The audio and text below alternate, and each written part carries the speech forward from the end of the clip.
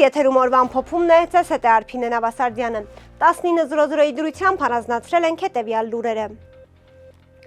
Երրորդ նախագահ Սերժ Սարգսյանին, ով դիզվառելիքի գործով ամիսներ առաջ Առաջին Ատյանի դատարանի կողմից արդարացվել էր, նոր մեղադրանք է առաջադրվել։ Գլխավոր դատախազությունից հայտնել են, որ Իսակովի Պողոտային և Եռաբլուր զինվորական պանթեոնին հարակից հողատարածքների ապօրինի օտարման դեպքերի վերաբերյալ նախաձեռնված քրեական վարույթով Սերժ Սարգսյանին մեղադրանք է ներկայացվել 18 դրվագ խոշոր չափի հափշտակության, 2 դրվագ խոշոր չափի փողերի լվացման, 3 դրվագ այն օժանդակելու համար։ Երրորդ նախագահի նկատմամբ որպես խափանման միջոց են տրվել բացակայելու արգելքը։ Հայաստանի Հանրապետական կուսակցության խոսնակ Էդուարդ Շարմազանովն էլ հայտնել է, որ երրորդ նախագահը մեղքը չի ընդունում։ Նախագահ Սերժ Սարգսյանի նկատմամբ կարվել է հերթական շինծու մեղադրանքը, եւս մեկ անգամ վերահաստատում են, որ սա ոտքից գլուխ շինծու մեղադրանք է եւ շինծու քրեական հետապնդում, նշել է նա։ Գլխավոր դատախազ Աննա Վարդապետյանը միջնորդել է ազգային ժողովին պատգամավորներ Հովիկ Աղազարյանի եւ Տարոն Մարգարյանի նկատմամբ քրեական հետապնդում հարուցելուն համաձայնություն տալու մասին։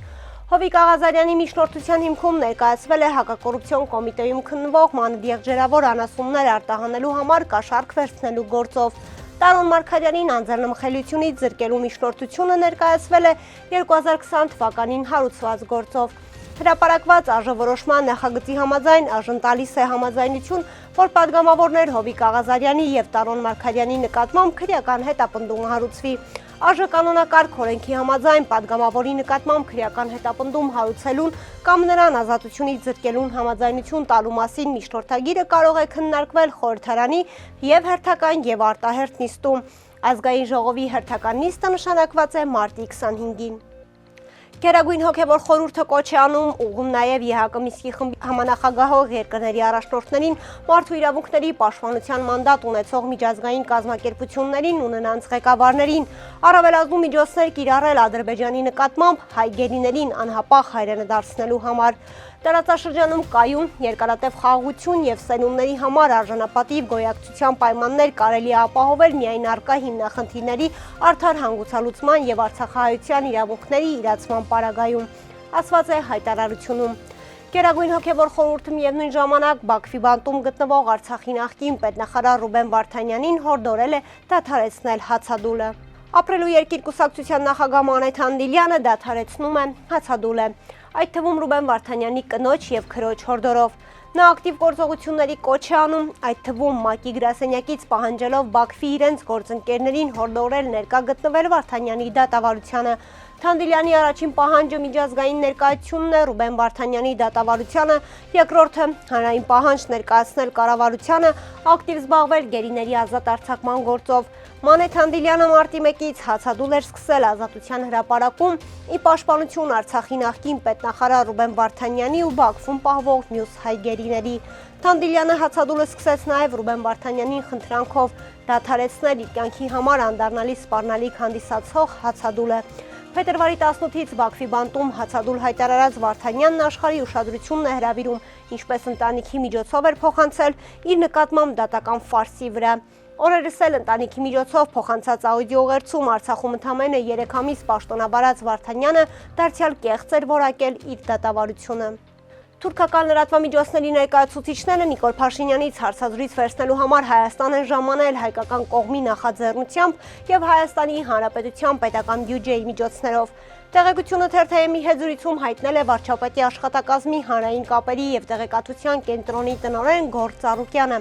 Նա տեղեկացրել է, որ Հայաստան են ժամանել թուրքական 10 լրատվամիջոց։ Նախաձեռնությունը մերն է, եղել է 10 լրատվամիջոց, նպատակը որպես այդպիսին Թուրքիայի լայն հանրությանը հնարավորինս ուղիղ եւ հանգամանալից ներկայացնել տարածաշրջանում կայուն խաղաղության հաստատման Թուրքիա-Հայաստան հարաբերությունների կարգավորման վերաբերյալ Հայաստանի մոտեցումները, ասել է նա։ Ճշտող հարցին ինչ ասել է նախաձեռնությունը մերն է, ինչպես են դիմել, նա պատասխանել է։ Նախաձեռնությունը հանրային կապերի եւ տեղեկատվության կենտրոնի կողմից է եղել։ Փորձել են գտնել ամենաազդեցիկ լրատվամիջոցների, դիմել են խմբագրություններին եւ ուղարկել են համապատասխան լրագրողների։ Արտաքին գործերի նախարար Արարատ Միրզոյանն առանձնազրույց է ունեցել Հայաստանում գտնվող Նիդերլանդների իր պաշտոնակցի Կասպար Վելտկամպի հետ, ինչին հաջորդել է նախարարների ընդլայնված կազմով հանդիպումը։ Հայաստանի ԱԳՆ-ի փոխանցմամբ հանդիպման օրակարգում եղել է փոխադարձ հետաքրքրություն ներկայացնող հարցերի լայն շրջանակ, երկկողմ, տարածաշրջանային և միջազգային բնույթի թեմաներ։ Հանդիպմանը հաջորդած մամուլի ասուլիսում Միրզոյանը հայտնել է, որ Հայաստանի և Նիդերլանդների ԱԳ նախարարները ստորագրել են երկու երկրների միջև ռազմավարական գործընկերության մասին հռչակագիրը։ Այսօր մենք թևակողում ենք գործընկերության նոր փուլ, որը քիչ առաջ արձանագրեցինք Հայաստանի և Նիդերլանդների թագավորության միջև ռազմավարական գործընկերության մասին հռչակագրի ստորագրմամբ։ Սա նոր հանգրվան է, որը թե խորհրդանշական է, թե միևնույն ժամանակ պարտավորեցնող, ուստի շնորհավորում եմ բոլորիս այս կետին հասնելու կապակցությամբ, նշել է նա։ Երևանի ավագանում Մայր Հայաստան խմբակցության ղեկավար Մանուկ Սուքիասյանը հայտնել է, որ Երևանի ավտոբուս փակbaşնետիրական ընկերության 50 վարորդներ ստանալով նախորդ ամսվա աշխատավարձը և տեսնելով, որ վարձատրվել են ակնկալվող գումարից պակաս չափով, դիմում են գրել և հեռացել աշխատանքից։ Խոսքը Ժողովրդի ավտոբուսների վարորդների մասին է։ Ըստ ահազանգող վարորդների կապ չունի ժամը 7-ին ես ավտոբուսով դուրս գալիս հավաքակայանից, թե ասենք 7:25, միևնույն է, դարպասի մոտ ֆիքսվում է 7:55, ինչի արդյունքում ժամավճարը նվազում է։ Իր ֆեյսբուքյան էջում գրել է նա. Երևանի ավտոբուս փակbaşնետիրական ընկերության խոսնակ Գեգամ Ասատրյանը շտապել է հերքել այս տեղեկությունը, հայտարարելով. Շոնգթոնգ մակնիշի տրանսպորտային միջոցների վարորդներ այս ամիս նախորդ ամսվա կատարած աշխատանքի համար դեռ աշխատավարձ չեն ստացել, էլ ուր մնաց դիմում գրեն ազատվեն աշխատանքից։ Աշխատավարձը փոխանցվում է օրենսդրությամբ սահմանված կարգով մինչև հաջորդ ամսվա 15-ը։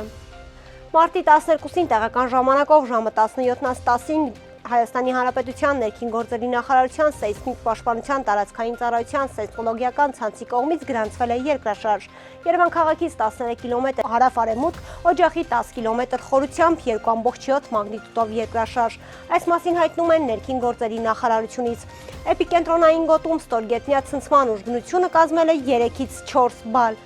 Երկրաշարժը զգացվել է Երևան քաղաքում և Կոտայքի մարզում 2-ից 3 բալ ուժգնությամբ։ Շամշյան.com-ի փոխանցմամբ այսօր շղթայական ավտովթար է տեղի ունեցել Սյունիքի մարզում։ Ժամը 11:00-ի սահմաններում Կապան քաղաքի Շահումյան փողոցում բախվել են BMW X5, Touareg, Mercedes, Kia, Chevrolet, Toyota Vitz մակնիշի ավտոմեքենաները։ Վթարի հետևանքով BMW X5-ի վարորդը, ով Սյունիքի մարզի բնակիչ 52-ամյա Արթուր Հն է, տեղափոխվել է Կապան բժշկական կենտրոն։ Վիրավորին առաջինը օգնության են հասել քաղաքացիները, ովքեր այնուհետև ահազանգել են Կապան բժշկական կենտրոն և օպերատիվորեն ժամանած շտապօգնության բժիշկները, մինչև հիվանդանոց տեղափոխելը տեղում առաջին բուժօգնություն են ցուցաբերել։ Ըստ նախնական տեղեկությունների BMW X5-ի վարորդի ինքնազգացողությունը վատացել է, իսկ երբ բախվել է ավտոմեքենաներին, մնացած տրանսպորտային միջոցները եղել են կայանված։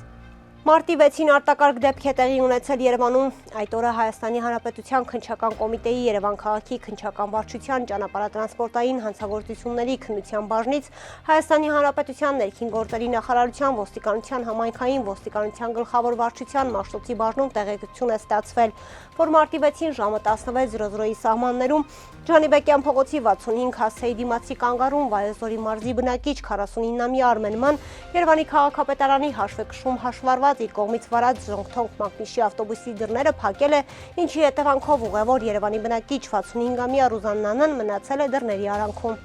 Ինչպես հայտնում է ֆոտոլրագրող Գագիկ Շամշյանը, դեպքի հետևանքով Ռուզաննա Մ մարմնական վնասվածքներով տեղափոխվել է Աստղիկ բժշկական կենտրոն։ Դեպքի փաստով քննչական կոմիտեի Երևան քաղաքի քննչական վարչության ճանապարհատրանսպորտային հանցագործությունների քննության բաժնում նախաձեռնվել է քրեական վարույթ։ Կհանդիպենք վաղը, առողջ եղեք։